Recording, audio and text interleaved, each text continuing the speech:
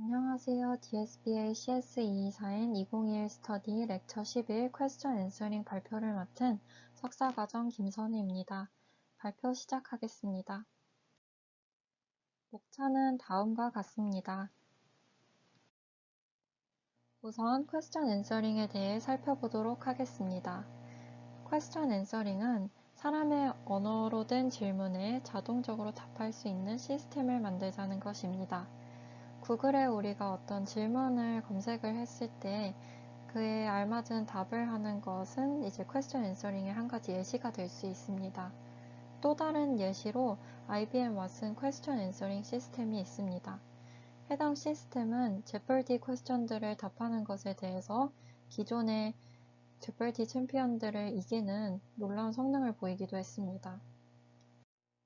다음으로 퀘스천 앤서링에 대해 좀 더 자세히 살펴보도록 하겠습니다. 퀘스천 앤서링 시스템이 만들어지는 정보 소스는 어떤 문단이 될 수도 있고 웹에 있는 문서들이 될 수도 있고 이미지가 될 수도 있습니다. 또한 질문 유형도 여러 개로 나누어 볼 수 있습니다. 누구인지 무엇인지 등을 묻는 팩토이드 질문들과 그렇지 않은 넌-팩토이드 질문으로 나누어 볼 수 있습니다. 또 뒤에서 좀 더 살펴보겠지만 오픈 도메인이냐 아니면 클로즈드 도메인이냐 이렇게 두 가지로 나누어서 유형을 살펴볼 수도 있습니다. 또 컴포지셔널한 질문이냐 아니면 단순한 질문이냐 이렇게 유형을 나누어 볼 수도 있습니다. 답 유형도 여러 가지가 있을 수 있습니다. 문단의 일부분이 될 수도 있고 리스트 형태일 수도 있고 yes 또는 no 이렇게 나타날 수도 있습니다. 대부분의 SOTA 퀘스천 앤서링 시스템들은 엔드-투-엔드 트레인과 프리-트레인된 랭귀지 모델 위에 빌드하게 됩니다. 오늘날에는 텍스트뿐만 아니라 이제 unstructured 텍스트에 기반한 질문에 답을 하고자 합니다. 대량의 데이터베이스에 대해서 이제 퀘스천 앤서링을 구축하고자 하는 knowledge based QA가 있고 또 이미지에 기반한 비주얼 QA도 이제 예시가 됩니다.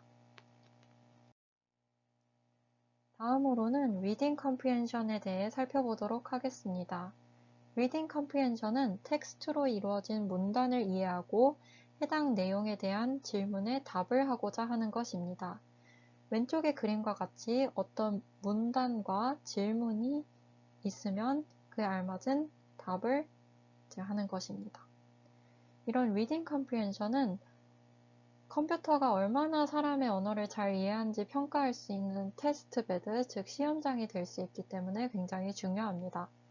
그리고 또 다른 많은 NLP 태스크들도 reading comprehension 문제로 결국에는 단순화가 가능하기 때문에 굉장히 중요합니다. 예를 들어서 information extraction 태스크에 대해서 이제 어떤 정보를 추출하고자 할 때 이 정보에 대해서 어떤 질문으로 바꾸어서 이제 또 생각을 해볼 수 있기 때문에 이렇게 다른 태스크도 reading comprehension 문제로 단순화할 수 있다고 말을 할 수 있습니다. 다음으로는 스쿼드라는 스탠포드 퀘스천 앤서링 데이터셋에 대해 말씀드리도록 하겠습니다. 스쿼드는 패시지, 퀘스천, 앤서의 쌍으로 이루어진 것이 이제 약 100K에 있는 데이터셋입니다. 패시지는 위키피디아에서 100개에서 150개의 단어로 이루어진 문단들이 되고, 퀘스천은 크라우드 소스 방법으로 만들어지게 되는데, 이제 사람들이 문단을 읽고 질문과 그에 알맞은 답을 만드는 방식으로 하게 됩니다. 이제 여기서 정답은 이제 3개의 가능한 답을 이제 넣어주게 되고요. 주게 됩니다. 이런 스쿼드는 large scale supervised 데이터셋인데 이러한 데이터셋은 reading comprehension을 위한 뉴럴 모델들을 트레인하는 데 굉장히 중요한 요소로 작용하기 때문에 의의가 있습니다. 하지만 이거의 한계점은 이 answer 정답이 꼭 패시지의 일부여야 된다는 또 한계점이 있긴 합니다. 이런 스쿼드 데이터셋에 대한 평가 지표는 크게 2가지가 있습니다. 첫 번째는 exact match라고 해서 3개의 이제 정답들에 대해서 스팬이 존재하는지에 따라서 0과 1 accuracy 값을 획득하는 지표입니다.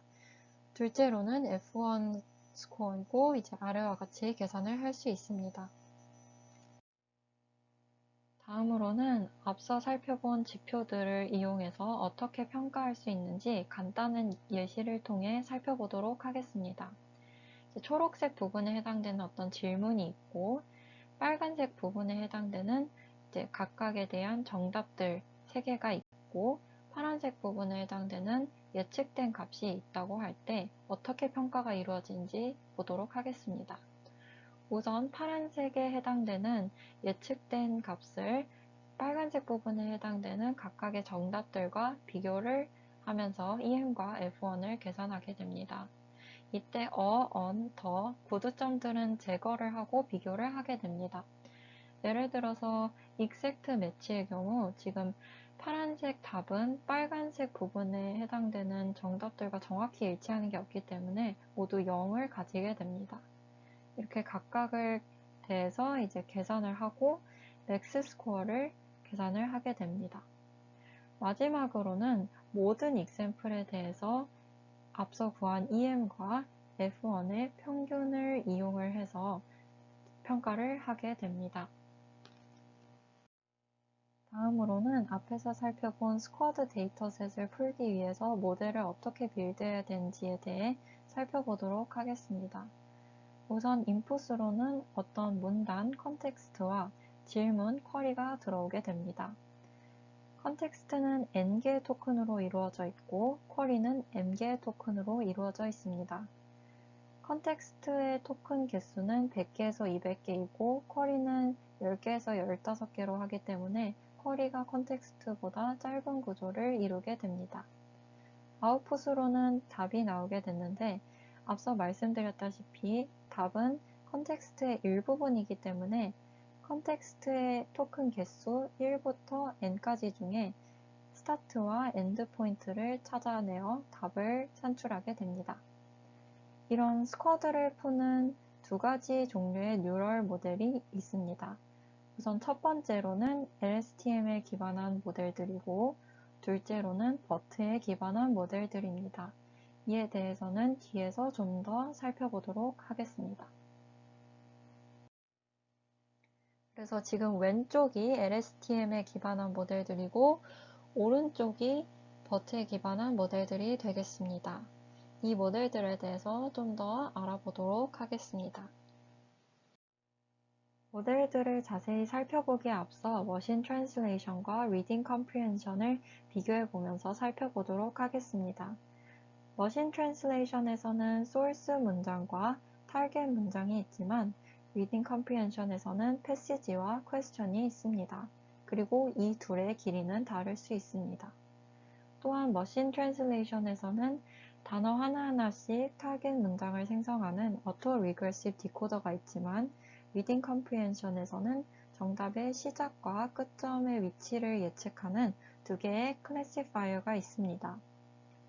이제 머신 트랜슬레이션에서 알고자 하는 것은 소스 문장에 어떤 단어가 현재의 타겟 단어와 가장 관련이 있을까지만 리딩 컴프리헨션에서는 패시지의 어떤 단어들이 퀘스천의 어떤 단어와 가장 관련이 있을지를 알고 싶어 합니다.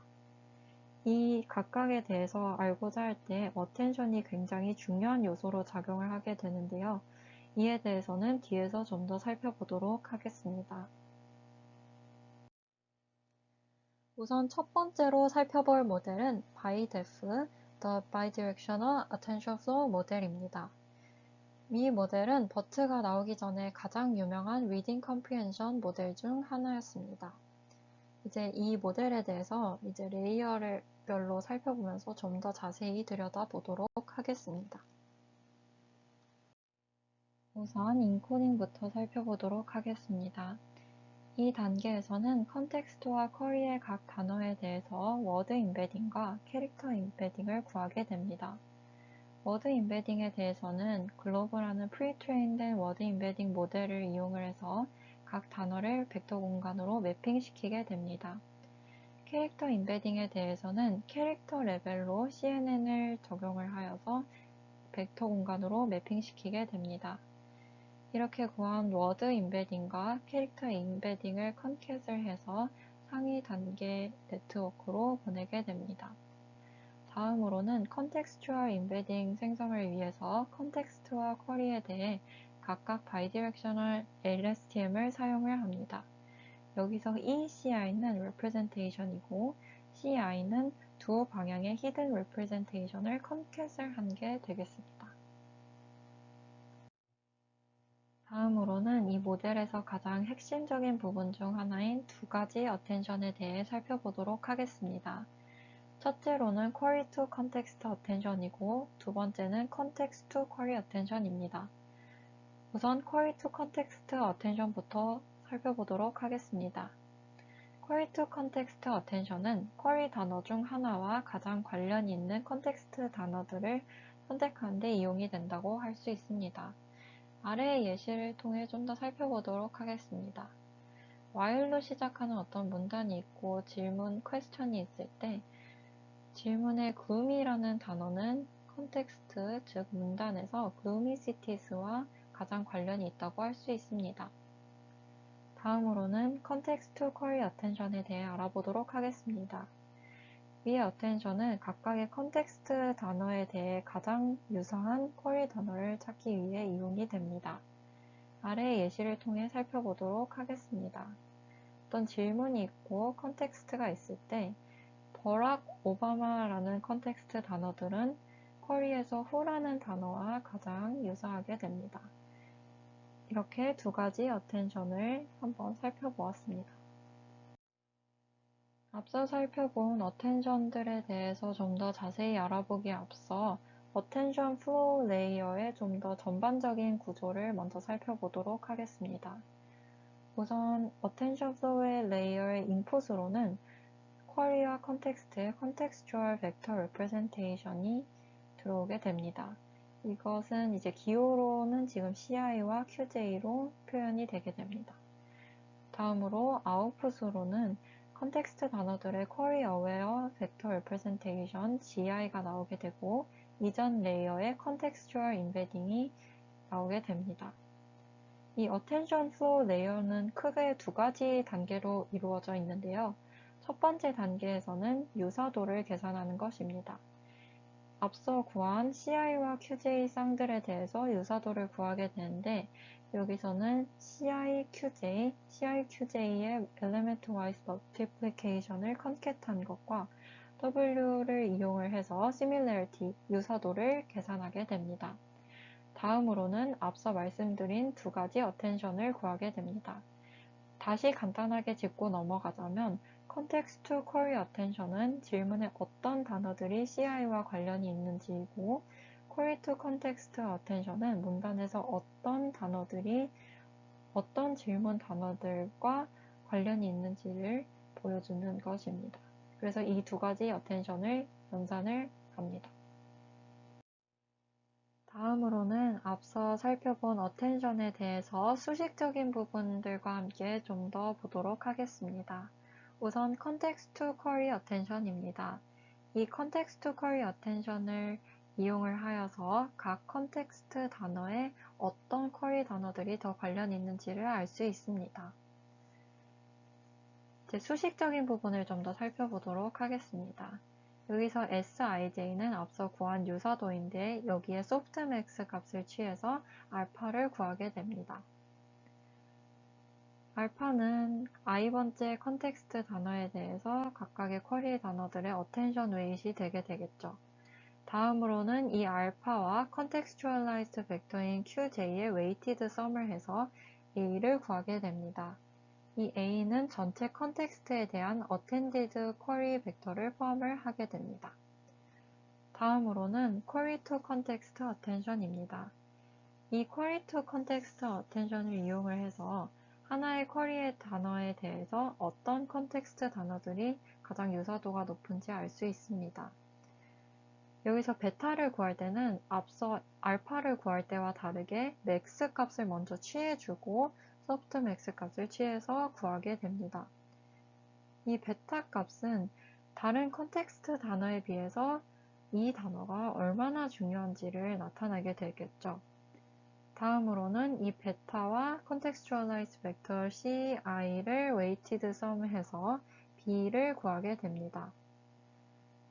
이제 final output으로는 아까 잠깐 말씀드렸지만 gi가 나오게 되는데 이 gi는 ci, ai 그리고 ci와 ai의 element-wise multiplication, ci, bi의 element-wise multiplication을 모두 concat을 해서 gi를 만들게 됩니다. 마지막으로 모델링 레이어와 아웃풋 레이어를 살펴보도록 하겠습니다. 모델링 레이어에서는 앞서 구한 GI를 또 다른 바이디렉셔널 LSTM의 두 개의 레이어로 전달을 하게 됩니다. 앞에 나왔던 어텐션 레이어에서는 쿼리와 컨텍스트 사이의 인터랙션을 모델링했다면 모델링 레이어에서는 컨텍스트 단어들 사이의 인터랙션을 모델링하게 됩니다. 다음으로 아웃풋 레이어입니다. 아웃풋 레이어에는 답의 시작, 끝점 위치를 예측하는 클래시파이어가 있습니다. 여기에서는 gi와 mi를 컨캣하고 w와 닷 프로덕트 한 것에 softmax를 해서 시작점과 끝점을 구하게 됩니다. final training loss는 이 시작점의 negative log likelihood와 끝점의 negative log likelihood로 이루어져 있습니다.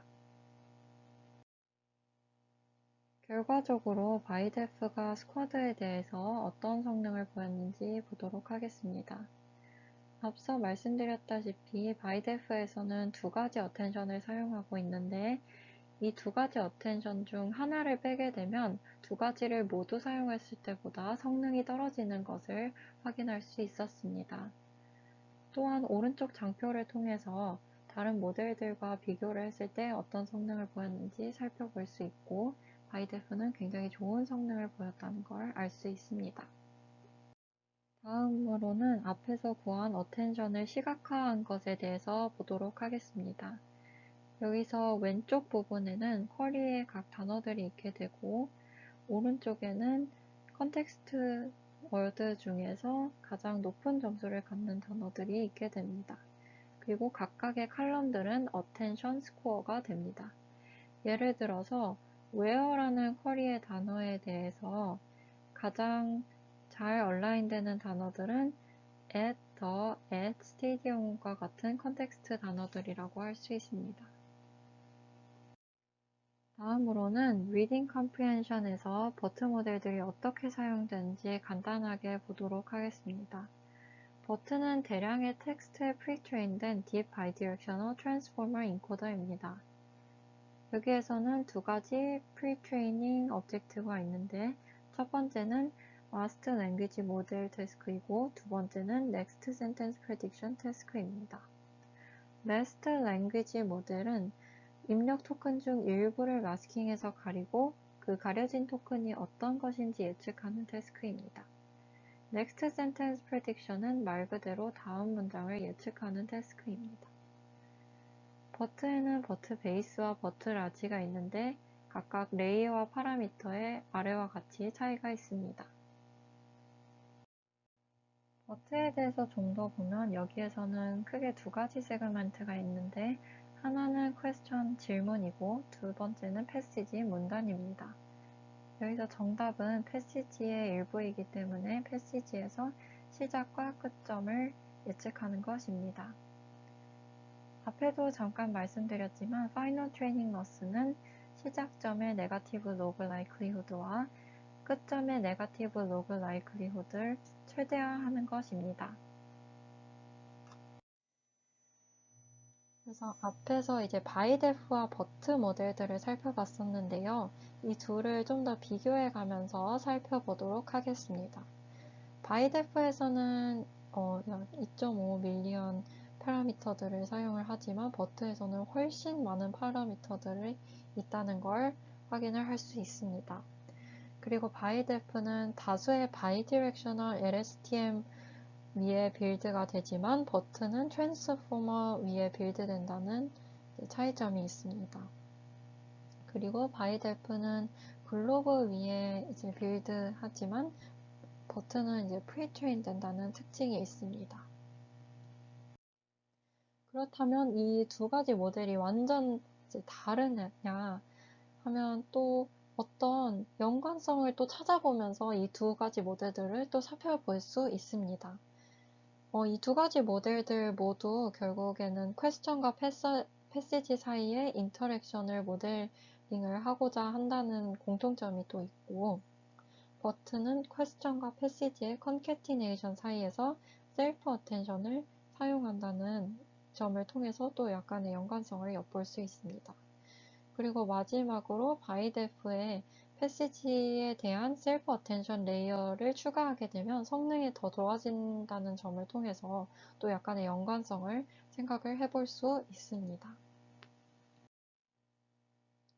이제 그러면 앞서 말씀드린 두 가지 프리트레이닝 오브젝티브들이 있었는데요. 이제 첫 번째로는 MLM과 두 번째로는 NSP였습니다. 그럼 이거에 대해서 좀 더 나은 프리트레이닝 오브젝티브를 이제 생각을 해볼 수 있을까? 이런 문제에 대해서 또 아이디어를 내는 어떤 또 새로운 모델이 있습니다. 여기서 이제 MLM 태스크를 할 때 15%의 랜덤 단어 대신에 인접한 단어의 스팬을 마스킹하자 라는 이런 아이디어를 얘기하게 되고, 또 엔드 포인트 사이에 있는 마스크된 단어들을 예측을 하기 위해서 스팬의 두 개의 엔드 포인트를 사용하자 이런 아이디어를 또 내게 됩니다. 그래서 이 두 개의 엔드 포인트를 사용하자는 것은 결국 두 개의 엔드 포인트의 스팬의 정보를 압축하여 넣자 이렇게 볼 수 있습니다. 이게 무슨 말인지 이제 예시를 통해 좀 더 보면, 이 노란색 부분으로 색칠된 이런 마스킹된 부분들이 있을 때 이 파란색 부분에 해당되는 엔드 포인트를 이제 이용을 하자. 이게 이제 아이디어가 되겠습니다. 이제 여기서는 이러한 스팬 안에 있는 모든 단어들을 예측하려고 하기 때문에 스팬 버트라고 부르고요. 이 모델은 또 굉장히 좋은 성능을 보였다고 합니다. 스쿼드 데이터셋에 대해서 모델들은 이미 인간보다 뛰어난 성능을 보이고 있습니다. 그렇다면 리딩 컴프리hension은 다 해결된 문제라 볼 수 있을까라는 질문을 던지면 그렇지 않다라고 답합니다. 왜냐하면 아래와 같은 문제점들이 여전히 남아있기 때문입니다. 한 가지 문제점은 adversarial example에 대해 낮은 성능을 보인다는 점이고, 둘째로는 out of domain distribution의 example에 대해서 낮은 성능을 보이는 문제점이 있기 때문입니다. 첫 번째 문제점에 나오는 adversarial example에 대해 좀 더 설명을 드리면 왼쪽의 예시를 통해서 한번 살펴볼 수 있습니다. 파란색 부분에 해당되는 문장과 같이 기존의 문장과 유사한 형태를 보이는 문장을 넣었을 때 제대로 답을 하지 못하고 헷갈려 버리는, 즉 낮은 성능을 보이게 된다는 문제점이 있습니다. 또 다른 문제점은 한 데이터셋에 대해 트레인된 시스템들은 다른 데이터셋으로 제너럴라이즈 하지 못한다는 점입니다. 아래의 장표에서 좀 더 살펴보겠습니다. 예를 들어 스쿼드 데이터셋을 이용해서 파인 튜닝된 모델은 스쿼드로 평가를 할 때는 성능이 높지만 다른 데이터셋에 대해서는 낮은 성능을 보인다는 것을 확인할 수 있습니다. 그래서 또 한 가지 나오게 된 게 이제 체크리스트 페이퍼라는 것인데요. 여기에서는 이제 모델이 정말 잘 답을 하고 있는지 체크를 할 수 있는 몇 가지 테스트 케이스들을 이제 제안하고자 합니다. 그래서 위의 예시들을 통해 어떤 식으로 이루어진지 좀 살펴볼 수 있습니다. 다음으로는 오픈 도메인 퀘스천 앤서링에 대해 설명드리도록 하겠습니다. 우선 오픈 도메인이 어떤 뜻인지 알아보도록 하겠습니다. 앞서 잠깐 언급을 했었는데 오픈 도메인은 클로즈드 도메인과 비교를 하면서 뜻을 알아볼 수 있습니다. 클로즈드 도메인은 특정 분야 또는 특정 도메인을 다루는 것이라면, 오픈 도메인은 특정 분야에 국한되지 않고 여러 분야, 모든 분야를 다루는 것이라고 할 수 있습니다. 이 오픈 도메인 퀘스천 앤서링에서는 앞선 것들과 달리 패시지가 주어져 있다고 가정하지 않고 대신 다량의 다큐멘트에 접근 가능하다는 점이 있습니다. 하지만 정답이 어디에 위치해 있는지는 모릅니다. 그래서 오픈 도메인 퀘스처링은 어떠한 오픈 도메인 질문에도 답하자는 목표를 가지고 있습니다. 오픈 도메인 퀘스천 앤서링의 모델 구조가 어떻게 이루어지는지 살펴보도록 하겠습니다. 우선 파란 부분에 해당되는 질문 관련 문서를 검색하는 다큐멘트 리트리버 부분이 있고, 노란색 부분으로 표시된 정답을 추출하는 다큐멘트 리더 부분이 있습니다. 리트리버에서는 인풋은 질문과 여러 가지 웹 다큐멘트 또는 다량의 다큐멘트들이 되게 되고, 아웃풋으로는 질문과 관련 있는 문단들이 나오게 됩니다.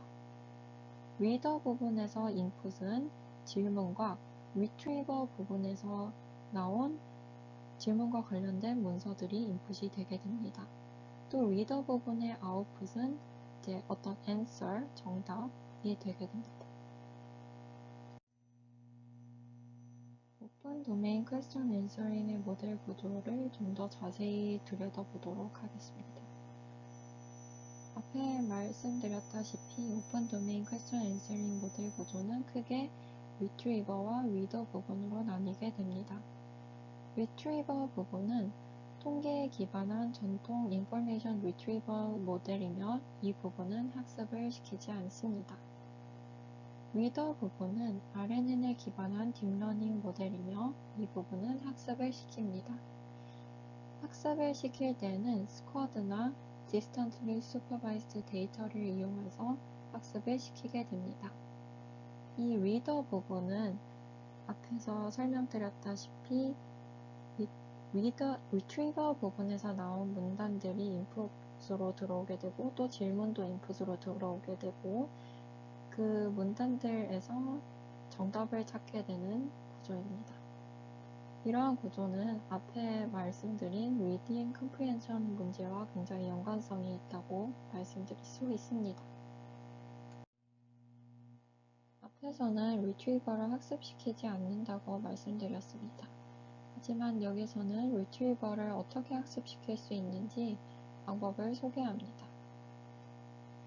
여기에서는 퀘스천과 패시지는 벌트를 이용해 인코드 될 수 있다고 말을 하고 있습니다. 여기서 또 retrieval score라는 것을 이용을 하게 되는데, 이 retrieval score는 question representation과 passage representation 사이의 dot product를 계산하여 얻게 됩니다. 이 retrieval score를 이용을 해서 question과 passage 사이의 유사도 또는 연관성을 어떻게 모델링할 것인지를 알 수 있습니다. 하지만 여기서는 패시지 수가 많을 때는 모델링이 쉽지 않다는 단점을 가지고 있습니다. 여기서는 리트리버를 학습시킬 수 있는 또 다른 방법을 소개하고 있습니다. dense passage retrieval을 이용하면 question answer 상을 이용해 리트리버를 학습 가능하다고 할 수 있습니다. 오른쪽의 표를 통해서 trainable retriever, 즉 버트를 사용한 리트리버들은 기존의 IR 리트리버 모델들보다 훨씬 뛰어난 성능을 보이고 있다는 것을 확인을 할 수 있습니다. 오픈 도메인 퀘스천 앤서링 모델은 크게 두 가지 파트인 리트리버와 리더로 이루어진다고 말씀을 드렸습니다. 여기에서는 명백한 리트리버 스테이지가 없어도 오픈 도메인 퀘스천 앤서링을 잘 수행하는 모델을 소개하고 있습니다. 이 모델은 T5 모델인데요. 앞서서 제이님이 영상에서 자세히 다루어 주시기도 했고, 뒤에 또 나오기 때문에 간단하게만 짚고 넘어가겠습니다. 여기에서는 프리트레인된 T5 모델을 가지고 파인튠을 해서 오픈 도메인 퀘스천 앤서링을 수행하려고 합니다. 여기서 이제 인풋으로 질문만이 들어가게 되고 아웃풋으로 답이 나오게 되는 것을 확인할 수 있습니다. 마지막 부분에서는 리더 모델조차 필요하지 않을 수 있다고 말을 하고 있습니다. 여기에서는 덴스 벡터만을 이용을 해서 위키피디아에 있는 60빌리언 개의 구문을 모두, 즉 모든 프레이즈들을 인코드할 수 있다고 말을 하고 있습니다. 여기에선 또 inference time에 BERT 모델 없이 nearest neighbor 서치를 하자는 아이디어를 제공을 하고 있습니다. 제가 준비한 발표는 여기까지입니다. 들어주셔서 감사합니다.